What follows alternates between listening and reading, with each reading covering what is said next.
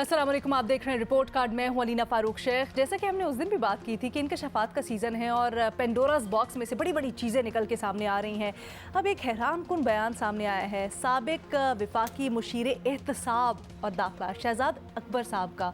आपको याद होगा शहजाद अकबर साहब एक बड़ा कोई आई एम श्योर कोई भी इससे लाइल नहीं होगा इस नाम से, हाउस होल्ड नेम बन चुके थे। वो एसेट रिकवरी यूनिट के सरबराह बना दिए गए थे और जो इमरान खान और पाकिस्तान तहरीक इंसाफ के दौर में सारा का सारा एहतसाब का अमल था, उसको वो स्पीयर हेड कर रहे थे, उसको लीड कर रहे थे और उसको लेकर चल रहे थे और बड़ी बड़ी प्रेस कॉन्फ्रेंस भी तकरीबन हर रोज़ ही किया करते थे। अब लंदन में उन्होंने सहाफ़ियों से गैर रस्मी गुफ्तगू की और इस दौरान उन्होंने कहा है कि साबिक वज़ीर आज़म नवाज शरीफ एक अच्छे आदमी हैं। सिर्फ यही नहीं, उन्होंने कहा कि जनरल रिटायर्ड बाजवा साहब जो है वो हमारे ख़िलाफ़ थे और आज जिस हालत में मुल्क है उनके मुताबिक तबाह हाल है, उसके ज़िम्मेदार भी जनरल रिटायर्ड कमर जावेद बाजवा ही हैं।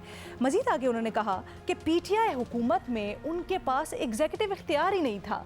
अब ये भी बड़ी दिलचस्प बात, अपने तजियाकारों की राय जानेंगे। लेकिन ये जो इंकशाफात सामने आ रहे हैं अब खुल के, या फिर इनको एतराफ़ कहें, मुख्तलिफ़ चीज़ें मुख्तलिफ़ बयानात रिकॉर्ड पर आ रहे हैं साबिक वज़ीर आज़म नवाज शरीफ और पनामा केस से मुतल्लिक, उस सिलसिले में क्या होना चाहिए, ख़ासकर जब इतने एहतसाब का जो सारा प्रोसेस देख रहे थे उससे करीबी लोग, पाकिस्तान तहरीक इंसाफ में पूरा का पूरा जो बयानिया था करप्शन का, एहतसाब का, उससे करीब लोग अब नवाज शरीफ और पूरे एहतसाब का जो बयानिया था उसके ख़िलाफ़ बयान दे रहे हैं। तो पनामा लीक्स के सिलसिले में किस तरह से अजाला हो, इस मामले का हल क्या हो, यही सवाल रखा है अपने तजियाकारों के सामने हमने आज। हमें ज्वाइन कर रहे हैं इस डिस्कशन के लिए मज़हर अब्बास साहब कराची स्टूडियोज़ में मेरे साथ मौजूद हैं, महमल सरफराज साहब लाहौर स्टूडियोज़ में और न्याजी साहब स्काइप के थ्रू हमें ज्वाइन कर रहे हैं। महमल, बड़ी दिनों बाद आपकी वापसी हुई है, तो आपसे मैं सबसे पहले जानना चाहूँगी ये जो गैर रस्मी गुफ्तगू हुई है शहजाद अकबर साहब की, क्या आपके लिए भी बड़ी हैरान कुन है?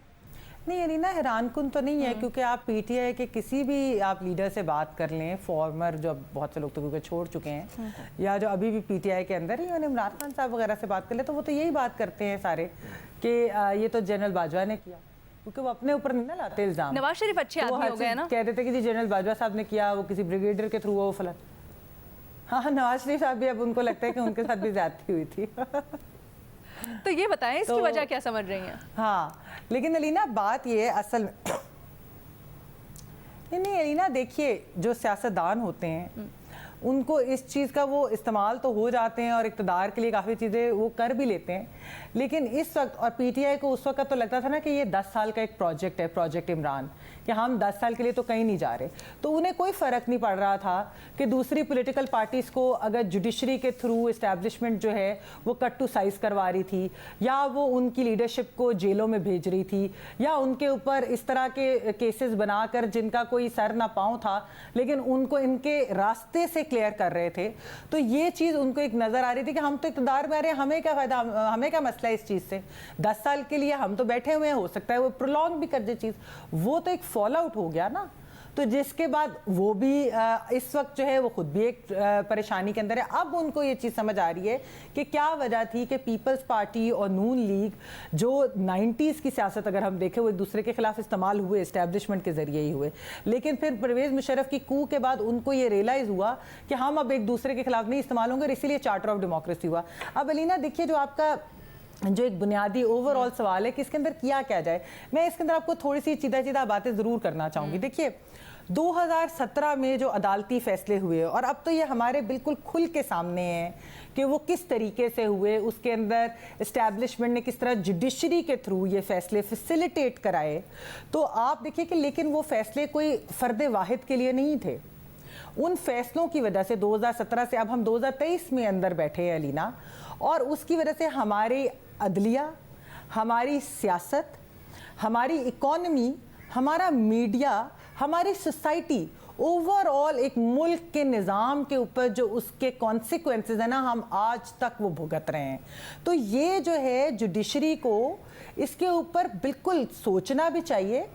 और वैसे तो बंदयाल साहब ने एक अपने फैसले में ये भी लिखा था ना कि हम अपने रॉन्ग्स को राइट करें, और फिर उन्होंने लाइफ टाइम डिस्क्वालिफिकेशन भी, आप देखिए वैसे नवाज शरीफ साहब के फैसलों पे तो वो साथ थे, लेकिन जब PTI की बारी आई तो उनको वो ड्रैकोनियन भी लगने शुरू हो गई, वो लाइफ टाइम डिस्क्वालिफिकेशन के, शायद ये फांसी से भी बुरी जिस तरह सजा है। तो वही ये खाली ये नहीं है कि सेम अदलिया, ये सेम जजेस भी जो हैं अब वो ओन नहीं कर सकते वो वाले फैसले, क्योंकि उन्हें पता है कि सबको मालूम है कि ये फैसले आए किस तरह से थे, किसके थ्रू आए थे, पॉलिटिकल मैनेजमेंट के लिए थे, पॉलिटिकल इंजीनियरिंग के लिए थे। तो इसलिए अलीना मेरे ख्याल में इसके अंदर जजेस भी हैं, आपको पता है वो शौकत अजीज भी, अरशद मलिक वगैरह, वो सारे केसेस हमारे सामने हैं। तो ये बहुत सारे फैसले 2017 से अब तक, एक नहीं है, ये खाली नवाज शरीफ की लाइफ टाइम डिस्क्वालिफिकेशन की बात नहीं है, ये बेशुमार फैसले हैं। इसके अंदर आप 63A का भी फैसला देख लें लीना, इसके अंदर आप सुओ मोटो वाले इख्तियार का भी फैसला देख लें, इसके अंदर आप पार्टी लीडर वर्सेस और पार्लियामेंट्री लीडर वाली पूरी जो डिबेट थी उस फैसले को देख लें, बेंच बनाने की चीज़ों को देख लें, बहुत सारे हैं। मकसद क्या था, पुरानी पार्टीज को हमने कट टू साइज करना है, इमरान खान साहब को लाना है और रखना है। अब आप ये पार्टी लीडर और पार्लियामेंट्री लीडर वाला फैसला ही देख लें, ये बहुत मजाका खेस भी एक तरह से लगता है कि जब मियां नवाज शरीफ पार्टी लीडर, उनको उधर से हटाना था तो उन्होंने कहा जी पार्टी लीडर ही तो सब कुछ होता है, तो ये तो नहीं बन सकते। क्या हल हो सकता है? जब 63A का फैसला उसमें भी हो रहा है कि जी पार्टी लीडर का आपने, जी अलीना वही मैं बता रही हूँ कि इसमें भी यही था कि जी पार्टी लीडर जो है वो उसके आप नाम लेकर वोट आते हैं, पार्टी का वोट है सारा कुछ, तो इसलिए आपका वोट भी नहीं काउंट होना। लेकिन जिस टाइम परवेज इलाही साहब को इक़्तिदार में लाना था और चौधरी शुजात हुसैन ने जब लेटर लिखा एज अ पार्टी लीडर, तो तब इनको पार्लियामेंट्री लीडर याद हो गया, तो मुसीबत पड़ गई। तो इन सब चीज़ों को ठीक करने के लिए they have to right all these wrongs. ये नहीं हो सकता कि ये हम आज से प्रिंसिपल पोजिशन लेंगे, आज से हम लाइफ टाइम डिस्क्वालिफिकेशन नहीं करेंगे, या आज से अगर मिलिट्री लॉज हैं वो हमें सही नहीं लगते कि ये 9 मई के वाकयात के बाद, और पिछलों पे अप्लाई नहीं करेंगे। ये नहीं हो सकता लीना, मतलब जुडिशरी को इंट्रोस्पेक्शन करनी है, जुडिशरी को ही इसका हल निकालना करना पड़ेगा, इनको इस चीज को, सारे रॉन्ग्स को राइट करना है, तो फिर पुरानों को भी करना पड़ेगा। ये नवाज शरीफ की लाइफ टाइम डिस्क्वालिफिकेशन की बात सबको करना पड़ेगा, भी हो सकते हैं, वो भी गलत है, लेकिन ये नहीं हो सकता कि खान साहब से शुरू करें और पिछलों को भूल जाए। सब करना पड़ेगा, जो भी माजी में गलत हुआ है सबको ठीक करना पड़ेगा। लेकिन मज़हर अब्बास साहब, ये जो अप्रोच या तजवीज़ दी है महमल ने, क्या ये काबिल अमल है या फिर ये थोड़ी आइडियलिस्टिक है? नहीं, मेरा ख्याल है इसका हल तो सबसे बेहतर हल ये है कि आप एक हाई पावर्ड ट्राइब्यूनल बनाएं और उसको नाम दें ट्रूथ एंड रिकन्सिलिएशन का, जहां ये सारे लोग जो आज ये बात कर रहे हैं वो जाके बयानात रिकॉर्ड कराएं अपने, ताकि क्योंकि कल पता नहीं, कल इन बयानात से आप फिर जाएं, कोई भी चीज़ हो सकती है। अच्छा, बहुत से लोग अगर ये समझते हैं, और ट्राइब्यूनल क्रेडिबल हो, ताकि उसकी एक क्रेडिबिलिटी हो, वो ये पूछे कि आप ये बयान जो है किसी दबाव में तो नहीं दे रहे, किसी वजह से तो नहीं दे रहे कि आप पे कोई दबाव है उस तरह का। अब जैसे ऑल ऑफ अ सडन ये बात है ना, अब शहजाद अकबर साहब को नवाज शरीफ कैसे अच्छे लगने लगे, उनसे अगला सवाल ये था कि कल क्यों बुरे लगते थे, या ये कि ये आज क्यों आप कह रहे हैं कि आपके पास कोई एग्जीक्यूटिव अथॉरिटी नहीं। कल तो आप जो है वो इमरान खान के सैफुर रहमान बने हुए थे, तो आज ऑल ऑफ अ सडन सारी प्रेस कॉन्फ्रेंस ही आप करते थे, फैसले आप सुना देते थे, ट्रायल तो बाद में शुरू होता था। तो इसके लिए सबसे बेहतर है, अब जैसे फैसल वाडा है, बहुत सी बातें कर रहे हैं, लेकिन वो हेयरसे में जा रही है ना, तो किसी को इंटरव्यू दे के कर दिया किसी को, वैसे नैब उनको बुला रहे हैं। लेकिन रिकॉर्ड अगर आप truth and reconciliation commission which was part of charter of democracy तो उठा के दोनों पार्टियों ने फेंक ही दिया उसको, तो आपने, वरना उसका अगर आप पूरा ड्राफ्ट देखें, उसके अंदर ये लिखा हुआ है ट्रूथ एंड रिकन्सिलिएशन कमीशन का, और ये बात महमल की ठीक है कि it's should not be PTI specific. फिर लोग जाके जो पार्टियां बदलते हैं, और आज नहीं बदलते, कल जाके बदलेंगे, कल जिन्होंने बदली थी वो जाके उधर बयान दें, हिम्मत करें कि जी कल आपने फलां पार्टी को क्यों ज्वाइन किया था, आज आपने फलां पार्टी को क्यों ज्वाइन किया है। और इसी तरह जो रिटायर्ड जजेस हैं उनके बयान रिकॉर्ड किए जाए, एक पूरी हिस्ट्री रिकॉर्ड हो जाएगी आप। सही। तो मेरा ख्याल है उसका अगर आपने कोई तारीखी हल तलाश करना है तो वो तो यही है, कि for all time to come there has to be a truth and reconciliation commission. लेकिन अगर आप आज शहजाद अकबर साहब का बयान एनालाइज करते हैं तो आपको उससे क्या लगता है, क्या ये नेचुरल बयान है या फिर, सॉरी एक सेकंड बस मैं तजिया ले लूँ फिर मैं आपके सवाल की तरफ आती हूँ। उस बयान के ऊपर आपको क्या लगता है, क्या ये नेचुरल है या ये दबाव का नतीजा हो सकता है, या ज़मीर जाग गया, क्या? देखिए नहीं, ना ज़मीर जागा है ना दबाव। मेरे ख्याल है ये अव्वल तो Shahzad Akbar is not a politician, he has never been ना, उससे पहले तो हमने नाम ही नहीं सुना था शहजाद अकबर का। तो इसलिए कहीं कोई कॉम्प्रोमाइज़ करने जा रहे हों, आपकी पॉलिटिक्स में हिपोक्रेसी तो बहुत है उसमें, कहीं अपना आगे मुस्तकबिल देख रहे हों उस हवाले से, ऐन मुमकिन है उस वजह से, क्योंकि यहाँ होते तो मैं ये समझता कि अंडर ड्यूरेस दे रहे हैं, लेकिन लंदन में बैठा कोई शख्स जो है ये बातें कर रहा हो, फैमिली उनकी यहाँ पर है। हाँ, फैमिली यहाँ पे है, हो सकता है कि दबाव हो, मैं नहीं कह सकता नहीं, मैं तो पूछ रही हूँ। लेकिन नहीं, मैं वही कह रहा हूँ, मैं नहीं कह सकता ये तो देख, क्योंकि ऐसे वाकयात हैं कि जहाँ दबाव में बयानात दिए गए, जहाँ दबाव में प्रेस कॉन्फ्रेंसेस करवाई गई हैं, ऐसी चीजें हैं आपके पास, इसीलिए मैं उसका जैसे कि अभी हाल ही में कौन सी प्रेस कॉन्फ्रेंस हुई जो आपको लगता है दबाव में दी?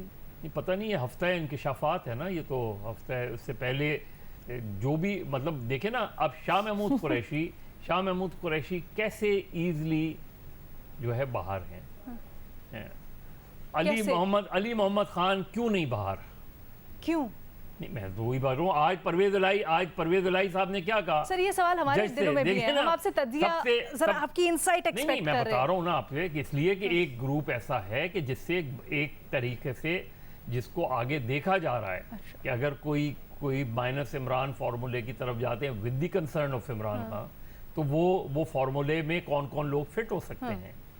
जिस तरह आज आप देखें ना, पीटीआई के प्रेसिडेंट ने क्या कहा है कि जी मुझे उसी तरह बेल दे दें जिस तरह पीटीआई के चेयरमैन और शाह महमूद को दी थी।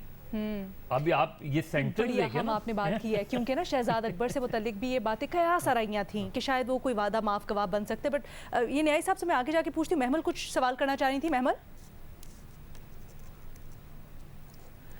जी अलीना, मैंने कहा कि मज़हर साहब ने बात की है कि लोग बताएं, ऑन द रिकॉर्ड भी बताएं।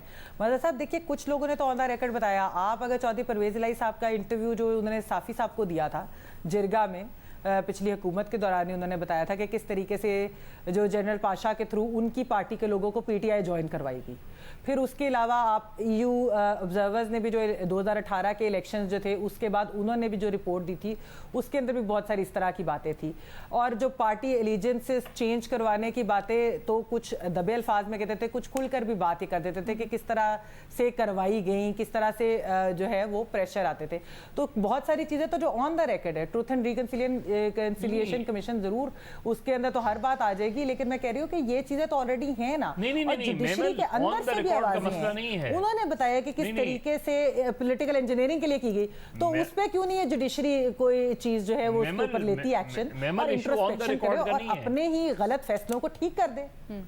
इशू ऑन द रिकॉर्ड का नहीं है, इशू ये है कि उसकी कोई एक पॉलिटिकल मॉरल हैसियत तो हो सकती है, लेकिन अगर कोई ट्राइब्यूनल होगा, वो ट्राइब्यूनल उनसे पूछेगा कि आप किसी दबाव के तहत तो ये बयान नहीं दे रहे, किसी और वजह से तो ये बयान नहीं दे रहे, फिर वो बयान दें, उस पर उनके दस्तखत हों, ताकि कल वो उन बयानात से फिर ना जाएं। और ये मैं सिर्फ ये for all time to come की बात कह रहा हूँ कि जो लोग सियासत में वफादारियाँ तब्दील करते हैं, उनके लिए लाजिम हो कि पहले उस कमीशन में जाके अपना वो करें भी। इसलिए आपने अगर चीज़ों को बेहतर बनाना है, वरना तो एक पार्टी जाती है, दूसरी कल यही लोग जो है माफ़ीनामा दाखिल कर रहे होंगे कि जी हमने तो अंडर ड्यूरेस बयान दे दिया, एंड वो कर दिया, ये सारी चीज़ें। इसलिए उसको कोई एक लीगल कवर भी होना चाहिए, कानूनी शक्ल देना बड़ा ज़रूरी है। न्यायी साहब, आपकी इसके ऊपर क्या राय है? सबसे बड़ी चीज़ है, क्या आपको इंटेंट भी नज़र आता है? अगर चले ट्रूथ एंड रिकंसिलिएशन कमीशन की बात करें, या कोई जुडिशरी अपने अंदर ही इंट्रोस्पेक्शन करे और उस मामले को आगे लेके चले, या आपकी कोई तजवीज़? पहली बात तो यह है कि मैं मज़हर साहब की एक बात से एग्री करते हुए आगे चलूँगा कि हुई शहजाद अकबर, उसकी कोई हैसियत इसके अलावा नहीं थी कि वो हमेशा से एक एस्टेब्लिशमेंट के बोहरे के तौर पर उसे यहाँ पे सर्विसेज देखी की है। जब वो इमरान खान साहब के साथ भी था तो मेरा उसके बारे में जो तासुर था वही था कि इस्टेब्लिशमेंट का माउथ पीस है या उनका एक बोरा है जो इमरान खान की जो इर्द गिर्द के जो मौसर लोग थे, अनवा इक़साम के, उनमें एक है। लेकिन उसके बावजूद कि मेरे कत्ल के बाद उससे जफा से तौबा, हाय जूद पशेमा का पशेमा होना। आपने एक आदमी को बर्बाद करके रख दिया है, नवाज शरीफ साहब को, उसकी सियासत अब तबाह कर दी है। ये जो आजकल देख रहे हैं कि उसकी सियासत इररिलेवेंट हो गई है, या हम कहते हैं कि जी खत्म हो गई है, तो उसकी एक पूरी की पूरी ट्रेल ऑफ इवेंट्स आ रही है पीछे।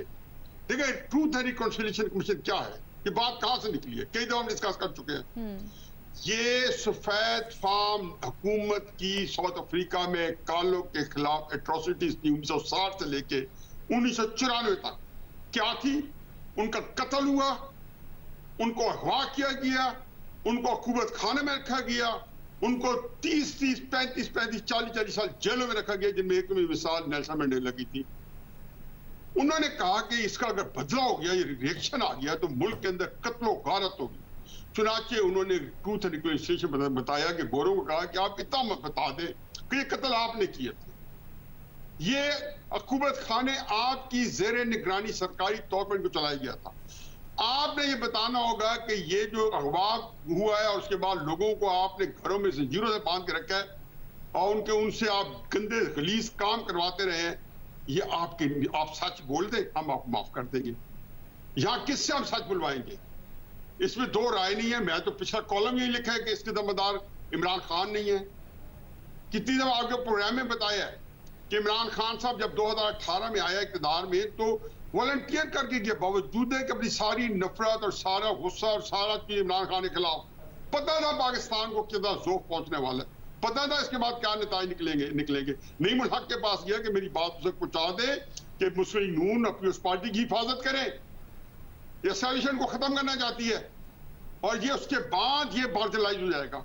चलो खैर, पहुंची ना पहुंची, नईमुल हक बेचारे अल्लाह को प्यारे हो गए। सैफुल्लाह नियाज़ी साहब सामने आ गया, पूरे पाकिस्तान के चीफ ऑर्गेनाइजर बैंक तरीके साहब के, उनके पास गया। आपके पूरा में पहले कहे दुराज को जिंदा है, ताबिंदा है। जनवरी के अंदर 2019 में मैंने कहा यार इसको बता दो खुदा के वास्ते, ये पीपल्स पार्टी और मुस्लिम लीग के पीछे और फजल रहमान के पीछे लगा दी है, ये पाकिस्तान नहीं आगे चल सकेगा ये सियासी टर्माइल के बाद, वैसे ये काम कराने चाहते हैं। फिर मार्च 2019 के अंदर कोट लखपत जेल में नवाज शरीफ साहब के पास गया, 40 बंदे वहां मौजूद थे। मुजीब शामी साहब मेरे साथ थे और बहुत सारे लगे बंदे थे। नवाज शरीफ साहब ने मुझे बात करने का मौका दिया। मैंने कहा मियां साहब मुझे आपसे दो बातें करनी है, जिसमें एक बात बड़ी अहम है जो मैंने यहाँ आपसे शेयर करना चाहता हूँ, और वो बात यह है कि आपका जो कुछ आप पे बीती है, बड़ी ज्यादती हुई है, इसमें इमरान खान का कसूर नहीं है।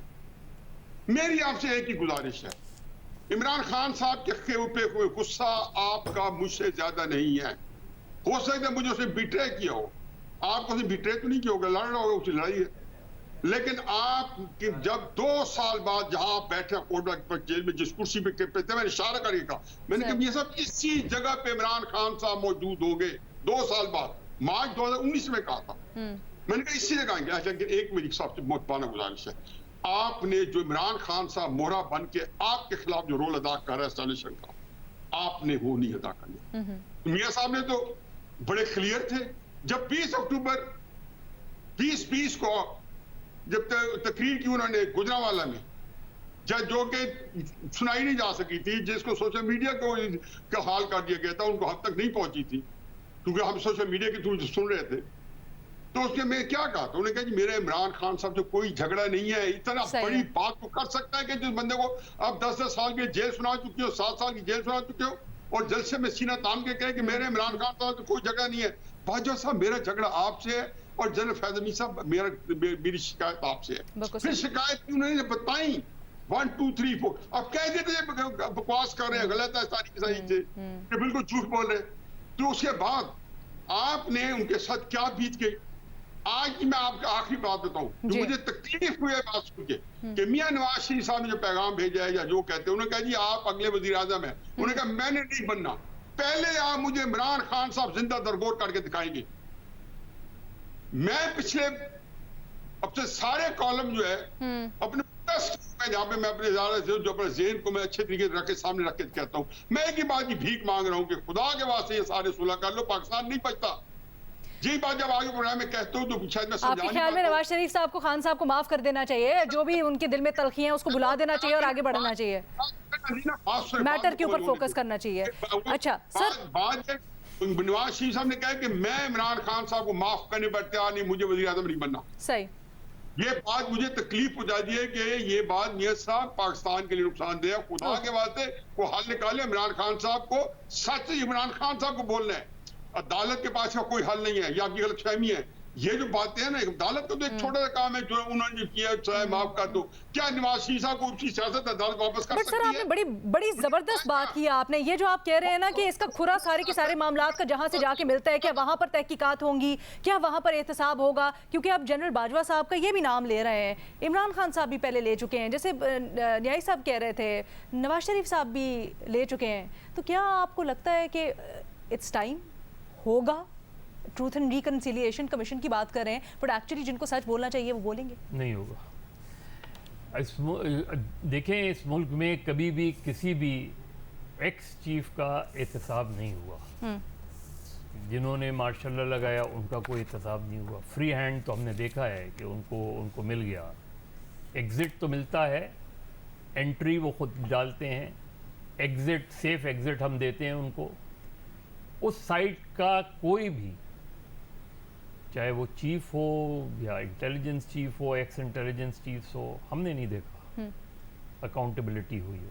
सही। अकाउंटेबिलिटी का दायरा सिर्फ पॉलिटिशियंस के गिर्द सर तो फिर न्यायी साहब यही तो सवाल उठा रहे हैं कि आप जब ट्रूथ एंड रिकन्सिलिएशन कमीशन की बात करते हैं तो उससे क्या निकाल लेंगे? नहीं, उससे क्या फायदा होगा? नहीं, ट्रूथ एंड रिकन्सिलिएशन देखिए, आप ट्राइब्यूनल्स जब बनाते, देखिए ये सारे उसमें क्या लिखा हुआ है, जरा देखें ना चार्टर ऑफ डेमोक्रेसी में। इन्हीं दोनों ने की थी ना चार्टर ऑफ डेमोक्रेसी। मोहतरमा बेनज़ीर भुट्टो दुनिया में नहीं है, लेकिन उस चार्टर ऑफ डेमोक्रेसी में क्या लिखा था? उसमें ये सारी बातें लिखी हुई थी जो न्यादी साहब बात कर रहे हैं, ये सारी बातें लिखी हुई। जवाब देना चाहते हैं न्यायी साहब? क्यों लिखी थी? अगर आपको पता था, आप नहीं, यही 2013 में नवाज शरीफ साहब इलेक्शन से पहले एबटाबाद कमीशन की बात करते थे, उसकी कारगिल की बात किया करते थे।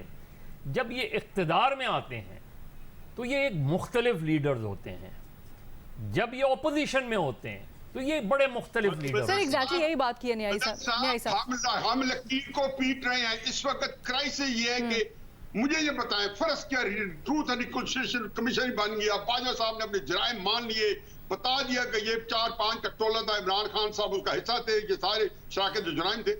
नवाज शरीफ साहब की ने जो जाया किया है वो जेल नहीं है, वो नाअहली नहीं है, वो उनकी वो हमंगस सियासत है जो दिसंबर के अंदर इसी प्रोग्राम में मैं कितनी दफा कह चुका हूं कि पाकिस्तान की तारीख की सबसे मजबूत सियासत कर रहे हैं। वो खर्च हो गई है, वो को दे सकता है उनको? कई चीजों के नुकसान का ना क्वांटिफाई कर सकते हैं ना वापस कर सकते हैं। मुझे समझ नहीं आती कि अब नवाज शरीफ को कैसे कॉम्पनसेट करेंगे। क्या इमरान खान साहब को कहेंगे कि 2000 में न्याजी साहब 2000 में जब वो एग्रीमेंट करके गए तो उन 9 साल को किसने भुगता? आलू को मिलवा, उसका कौन जिम्मेदार है? टमाटो को मिला रहे। एक चीज है, देखो वो और देखिए दोनों ही तरफ है मामला, ऐसा नहीं करें कि किसी एक तरफ हो मामला दोनों तरफ है ना। आपको इलीगल अनकॉन्स्टिट्यूशनल तरीके से हटाया गया, फिर उन्हीं से आपने एग्रीमेंट कर लिया और बाहर चले गए। आप बाहर चले गए। उन्होंने आपस में सेटल कर लिया। पीओएस पार्टी का और नवाज शरीफ का झगड़ा था, इस वक्त झगड़ा हुआ इमरान खान साहब को 2018 में उसको हुकूमत दे दी गई। मैं कुछ कहना चाहती हूं करके तो आप मुझे बताएं कि अभी भी गए ना 3 साल से बाहर है। मैं ठीक है न्याय साहब आपका पॉइंट आ गया। ठीक है न्याय साहब आपका पॉइंट आ गया। अलीना, दो चीजें मैं जरूर करना चाहूंगी। मैं 1 मिनट आती हूँ। ठीक है न्याय साहब आपका पॉइंट आ गया। एक में महमल को सुन लेते हैं, उससे मजीद गुफ्तगू फिर आगे बढ़ाते हैं। जी महमल। जी अलीना, पहली चीज़ तो ये है कि मैं जिस तरह पहले कह चुकी हूँ कि ये 2017 के फैसलों के बाद जो चीज़ें हुई, ये खाली फ़र्द वाहिद एक नवाज शरीफ के लॉस की बात नहीं है, या एक पॉलिटिकल पार्टी और 2 बड़ी जमातें या पीपल्स पार्टी और नून की बात नहीं यहाँ पर हो रही। पूरे के पूरे मुल्क की इकॉनमी दाव पे लगाई गई। पूरे के पूरे मुल्क के मीडिया को हमें मालूम है कि किस तरीके से उनको मैनेज किया गया इस पॉलिटिकल इंजीनियरिंग के लिए। अदलिया की आज़ादी किस तरीके से वो उनके सारे के सारे फैसले किस तरीके से कराए गए, अब तो सामने आ रहे हैं ना बहुत सारी चीज़ें। बाजवा साहब भी अब बहुत सारी बाजवा लीक्स के थ्रू बातें तो मान चुके हैं ना, पीटीआई वाले भी बोल रहे हैं, हर कोई बोल रहे हैं। तो जो 2017 से 2023 तक का नुकसान है, और ये नुकसान के रेपरकशंस अगले 5-10 साल भी चल सकते हैं। बिल्कुल सही कह रही है महमल सर। मैं महमल की बात में वजन इसलिए क्योंकि एक बहुत बड़ी तादाद है आवाम साइन करने हमारे दिलों में भी हम एक अलीना बड़ी इंटेलेक्चुअल यहाँ पे कॉन्वर्सेशंस कर रहे हैं, लेकिन हम भी कभी-कभी आके सवाल उठाते हैं यहाँ पे कि सियासत कहाँ जा रही है, और हम खुद सियासत से मुतनफ्फर होते जाते हैं। प्राइम सस्पेक्ट जो बातों से अंदाजा हो रहा है और जो हम इतने अरसे से कह रहे हैं, कौन प्राइम सस्पेक्ट निकल कर आ रहा है? जनरल बाजवा, अगर जनरल बाजवा है प्राइम सस्पेक्ट, मुझे पीडीएम का पीडीएम का एक रेजोल्यूशन बता दें, एक मुतालबा बता दें कि general Bajwa should be tried. नहीं, उन्होंने तो तय कर लिया ना कि हम जनरल बाजवा का वैसे मदर साहब उन्होंने जनरल मुशर्रफ के खिलाफ किया था और उसके वो नताइज भुगत चुके। तो ये तो फिर आप देखिए, सियासी लड़ाई तो महमल फिर ऐसी होती है, फिर तो आपको उसकी प्राइस पे करनी पड़ती है, कॉम्प्रोमाइज नहीं होता। नहीं, ऐसा कुछ नहीं वाले जो हर चीज जनरल बाजवा, फिर आप ये बातें ना करें ना कि जनरल बाजवा ने ये किया, जनरल भाई तो फिर आप डिमांड करें ना कि जनरल बाजवा का ट्रायल हो। मैं तो ट्रूथ एंड रिकंसिलिएशन का पोस्टमार्टम कर रहा हूँ। मैं तो कह रहा हूँ कि ये इशू है ही नहीं। ट्रूथ एंड रिकंसिलिएशन का पोस्टमार्टम करें, स्कैन करें, ओके ओके ओके ओके यही साहब, मदर साहब एक मिनट, लेट महमल स्पीक। एक मिनट जी, रुक जाए महमल, आखिरी कमेंट दीजिएगा, then I have to take a break. बड़ी देर से कहा जा रहा है मुझे। जी महमल, एक चीज मैं ऐड कर दूं आपको। हाँ अच्छा जी जी, short charter of democracy sign करने की वजह से पीपल्स पार्टी और नून को ये सजा मिली कि प्रोजेक्ट इमरान खान लॉन्च होगा, क्योंकि ये दोनों तो अब एस्टैब्लिशमेंट की गेम नहीं करेंगी जो वो चाहते थे। ठीक है। फिर जनरल परवेज मुशर्रफ के खिलाफ ट्रायल की सजा पीएमएलएन और नवाज शरीफ को दी गई।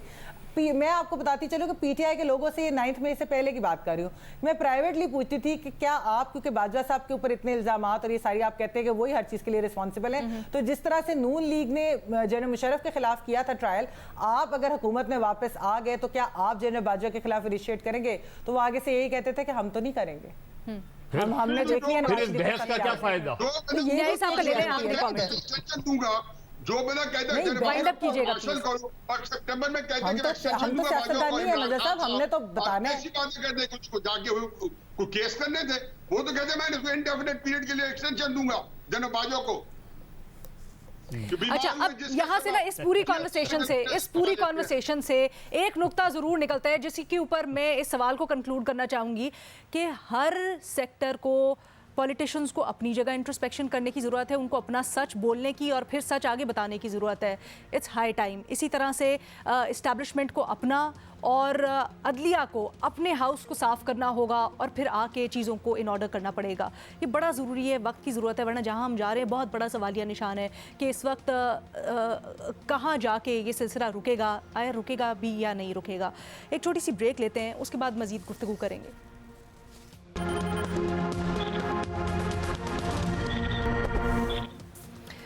मुल्की सियासत में कुछ यूँ हो रहा है कि पीडीएम के सरबराह मौलाना फजलुर रहमान अपनी इत्तेहादी जमात मुस्लिम लीग नून से ज़रा खफा है। शिकवा किया कल उन्होंने कहा जी दुबई में जो नून लीग और पीपल्स पार्टी की हालिया मुलाकात हुई है उससे वो ज़्यादा खुश नहीं है। पीपल्स पार्टी के साथ मुलाकात के बारे में एतमाद में क्यों नहीं लिया नून लीग ने, ये सवाल किया मौलाना फजलुर रहमान ने, ये शिकवा किया मौलाना फजलुर रहमान ने और इसके ऊपर ऑब्वियसली जवाब दिया नून लीग ने। शाहिद खान अब्बासी कहते हैं कि बड़ी दो जमातों के दरमियान ये जो मीटिंग थी ज़रूरी नहीं है कि इसके बारे में हर एक को पता हो और ये प्लान भी नहीं थी। उन्होंने कहा कि फजलुर रहमान का हक है कि वो अपनी तशवीश से आगाह करें, लेकिन एज इत्तेहादी उनको एतमाद में ज़रूर लिया जाएगा। जब इस तरह की कोई इन्फॉर्मेशन होगी या इस तरह की कोई चीज़ होगी कि बताने वाली होगी तो उसके बारे में उनको ज़रूर आगाह किया जाएगा और एतमाद में लिया जाएगा। तो सवाल ये बनता है कि क्या दुबई मुलाकातों से मुतल्लिक पीडीएम सरबराह शिकवा कर रहे हैं, ये ठीक है हफीजुल्लाह न्याई साहब? नहीं, बिल्कुल ठीक है। ये सारी चीजें आपकी एक बाहमी जो एतमाद है उसके ऊपर कायम होती हैं और ये ट्रस्ट एक ऐसी चीज होती है, या 100% होता है या फिर 0 हो जाता है। एक दफे इसके अंदर क्रैक आ जाए, कोई इससे दरार पड़ जाए तो जाहिर है कि उसके कई और असरात होते हैं। पीपल्स पार्टी बुनियादी तौर पर तो पीडीएम का हिस्सा नहीं थी, वो छोड़ चुकी थी और फजल रहमान साहब मुस्लिम नून जो अभी तक पीडीएम के अंदर दोनों जमाते हैं। लेकिन देखिए दुबई के अंदर जो मुलाकात हुई है उसकी मेरे जो हम डिस्कस कर चुके हैं उसकी 2 चीजें हैं, दोनों में उनका तहफ़्फ़ुज़ात होना बनते हैं। एक जो मुमकिन तौर पे चीज डिस्कस हुई होगी जरदारी साहब के और नवाज शरीफ साहब के दरमियान, वो तो ये हुई कि आइंदा का वज़ीर आज़म कौन होगा, और दूसरी जो हुई है वो इस्तेकाम पाकिस्तान पार्टी जो है उसने एक बड़ा एक स्टर क्रिएट किए हुए है, एक इर्ताज सा और एक कंफ्यूजन सा पैदा किए हुए। मत भूलें कि जैसे ही पीपल्स तहरीक इंसाफ डिसमेंटल हो रही थी और उनके दर्जनों लोग जो है इस्तीफे दे रहे थे तो लंदन के दरवाजे भी उनका वर्किंग टाइम बढ़ गया था। नवाज शरीफ साहब ने भी मेरा ख्याल है कि 12-14 घंटे काम शुरू कर दिया था और जरदारी साहब बेचारे लाहौर आके बैठ गए थे। यकदम एक इस्तेकाम पाकिस्तान पार्टी लाउंज होती है और जरदारी साहब के दरवाजे के बिल्कुल सुनसान हो जाते हैं, वही पीपल्स पार्टी वाले वहीं बैठे होते हैं और 2-3 दिन बाद घर चले जाते हैं। इसमें एक ही बात मैं ऐड करूंगा कि चूंकि मैं हमेशा समझता था कि एस्टैब्लिशमेंट कोई मुखालफत में नहीं किया होगा या ये नहीं किया होगा कि जी अब इनको हमने धोखा देना है। उनका ये ख्याल है कि बैगेज है, ये मैं कन्विंस हूँ कि अगर नहीं समझ रहे तो वो बेवकूफ है, क्योंकि वाकई ये हुकूमत बैगेज है, पॉलिटिकल बैगेज। उनका ख्याल था कि चूंकि अगली सीटें जो है बंदा बांट है और हमने अपनी मर्जी से एलोकेट की है, तो इस्तेकाम पाकिस्तान पार्टी को कुछ दे के कुछ अगर गालियां पड़े उनको तो कोई हिस्से में पड़े, इनकी कुछ गालियां कम हो जाए। लेकिन जरदारी साहब नवाज शरीफ साहब ने इसको यकीनन माइंड किया होगा।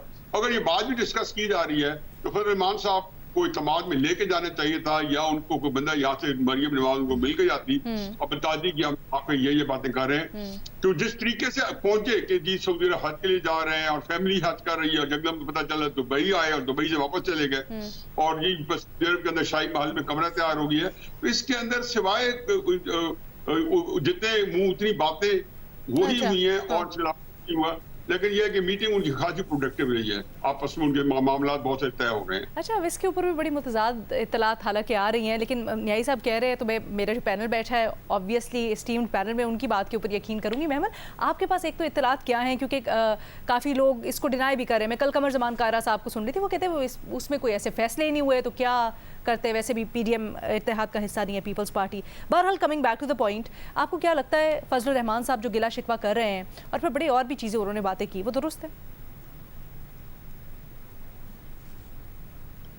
नहीं अलीना, बिल्कुल दुरुस्त नहीं है। देखिए, ये कोई पीडीएम की या ये कोई कोलिशन गवर्नमेंट की कोई ये मीटिंग नहीं थी, ये दो बड़ी जमातों की मुलाकात थी और उनके स्टेक होल्डर्स की थी। बहुत सारे पीपल्स पार्टी और नून लीग के जो मेन लीडर्स हैं उनको भी नहीं पता कि उधर क्या मामला तय हुए, क्योंकि ये खानदानों की मीटिंग थी, ओवरऑल एक लीडरशिप की, उनकी क्या चीज़ें हुई क्या नहीं। अब मसला ये है कि मौलाना फजलुर रहमान साहब क्यों ये बात कर रहे हैं। वो इसलिए कर रहे हैं क्योंकि देखिए पिछले 9-10 साल से वो खैबर पख्तूनख्वा में इक़्तिदार से बाहर थे। उनका जो है उनको ये भी पता है कि इस वक्त के जो सियासी हालात ऐसे हैं कि वो इक़्तिदार में अभी वापस भी नहीं आ सकते, लेकिन इस वक्त उनकी सिस्टम में बड़ी से है। केयर टेकर हुकूमत के अंदर गवर्नर है, सीएम है, अगर कोई और चीज़ें हैं, तो वो एक जो सिस्टम के अंदर ना उनकी एक वापसी हुई है। वो तो चाहेंगे कि इलेक्शंस भी ना हो और ये सिस्टम ऐसे ही चलता रहे, तो उनको तो ये चीज़ सूट नहीं करती। तो वो इसलिए बोल रहे हैं, उनको ये चीज़ जो है वो ज़्यादा सूट करती है कि इस वक्त जैसे निज़ाम चल रहा है, ना कि ये कि इलेक्शंस हो जाएं और उसके बाद क्या चीज़ें। लेकिन मैं ये चीज़ भी ज़रूर कहूँगी कि वैसे वो अपना खून क्यों जला रहे हैं और इतने खफा क्यों हो रहे हैं, क्योंकि देखिए ये जो दो बड़ी जमातें जिनके स्टेक्स भी ज़्यादा है, उन दोनों जमातों को ये पता है कि अगर उनकी हुकूमत आती है दोबारा पीपल्स पार्टी के, नून के या कोलिशन गवर्नमेंट आए, तो मौलाना तो फिर इत्तेहादी बन जाएंगे जब उनको मना लिया जाएगा, या उधर या उधर। तो कोई ऐसी बात है नहीं, तो इसलिए उनके ये कोई खफा होना बिल्कुल भी कोई दुरुस्त नहीं बनता। हाँ, क्या होना हो सकता है कहीं से भी, या पीपल्स पार्टी से या नून लीग से, अगर दोनों एक दूसरे के मुखालिफ भी, तो फिर इसलिए हो रहा है क्योंकि असल खैबर पख्तूनख्वा में उनको सिस्टम में से मिल गई है। भाई ऐन मुमकिन है कि मौलाना सदर के उम्मीदवार हों इस वक्त, और वहाँ उन्हें ये तशवीश हो कि वहाँ सदर और वजीर आज़म तो दोनों के फैसले होने जा बाद रहे हैं, में दोनों के फैसले होने जा रहे हैं। इलेक्शन वो अब तक जीत नहीं पा रहे पिछले चंद सालों में, तो उनकी तशवीश इसलिए नहीं बनती। ये तो मैंने एक लाइटर नोट में कहा, तशवीश इसलिए नहीं बनती। ये मैंने सीरियसली लिया है, मैंने इसको खबर के तौर पे लिया, अब आप बैकआउट नहीं कर सकते। नहीं, मैं बैकआउट तो नहीं कर रहा हूँ लेकिन ये बात अपनी जगह बिल्कुल हो सकती है। अच्छा, कि मौलाना कैंडिडेट हो सकते हैं सदर के। अच्छा, आज उन्होंने एक और उसी बयान में एक और बात भी की है कि खैबर पख्तूनख्वा के गवर्नर तब्दील नहीं होंगे जो उनकी पार्टी के। दूसरी बात यह कि अभी तो उस जो मुलाकातें हैं उनकी खबरें सिर्फ हेरसे की खबरें हैं, किसी तरफ से कोई ऑफिशियल कम्युनिकेशन नहीं है, कोई ऑफिशियल नोटिफिकेशन स्टेटमेंट जारी नहीं हुआ।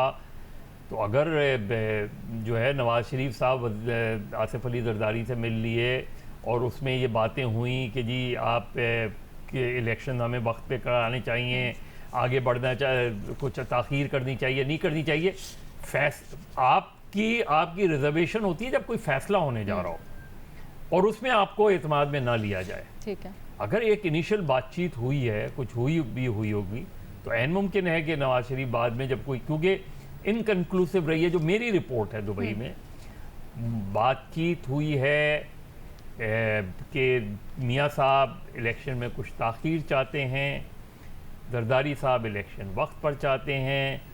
ये भी पूछा गया कि क्या आप चौथी मरतबा वज़ीर आज़म बनने में इंटरेस्टेड हैं, उस पर उनकी तरफ से कोई वाज़ेह जवाब नहीं आया। उधर से भी यही सवाल किया गया, उधर से भी कोई वाज़ेह जवाब नहीं आया। फिर केयर टेकर के हवाले से कुछ बातचीत हुई है और आगे पोस्ट इलेक्शन जो है कोलिशन के हवाले से बात हुई है। तो बेसिकली कोई चीज़ जो है वो फाइनलाइज उधर नहीं हुई, inconclusive by and large. Post election coalition से मुताल्लिक क्या बातचीत, क्या सीट एडजस्टमेंट या एक साथ मिलके इलेक्शन लड़ेंगे, या सीट नहीं ना, इलेक्शन साथ मिलके लड़ेंगे। सीट एडजस्टमेंट कुछ जगहों पे होता है। सीट एडजस्टमेंट बहुत ही गलत चीज़ होती है। वैसे आपको आपस में बात करो, मुस्लिम लीग नून का वोटर, फ़र्ज़ करें मुस्लिम लीग नून कहीं से कैंडिडेट नहीं खड़ा करती, तो आप क्या समझ रहे हो उनका वोटर जाके पीपल्स पार्टी को वोट देगा? नहीं देगा। इसी तरह पीपल्स पार्टी का वो, लेकिन पोस्ट इलेक्शन ये ज़रूर हुआ अंडरस्टैंडिंग कि हमें मिल के चलना है। अच्छा, पोस्ट इलेक्शन मिलकर चलना है। तो अगर दोनों हरीफ हो गए तो फिर कैसे मिलके चलेंगे? नहीं, वो बन जाता है वो। अच्छा, वर्किंग रिलेशनशिप टाइप कुछ ना कुछ बना लेंगे में पाकिस्तान पार्टी भी एजेंडे का हिस्सा। चलें, ठीक है। हमारे दो एनालिस्ट महमल सरफराज साहिबा और मज़हर अब्बास साहब कहते हैं कि मौलाना फजलुर रहमान का शिकवा बिल्कुल दुरुस्त नहीं है। अगर दो पार्टीज़ फ्यूचर की प्लानिंग से मुतल्लिक कोई बात कर रही हैं पार्टी सतह पर, तो ज़रूरी नहीं है कि उनको मौलाना साहब को एतमाद में लेना हो। लेकिन न्याजी साहब इससे इत्तेफाक नहीं करते। वो समझते हैं कि नून लीग को एतमाद में लेना चाहिए था अगर इत्तेहाद हुआ है मौलाना फजलुर रहमान से। तो अपनी राय से आगाह कीजिएगा। इजाज़त दें, अल्लाह हाफ़िज़।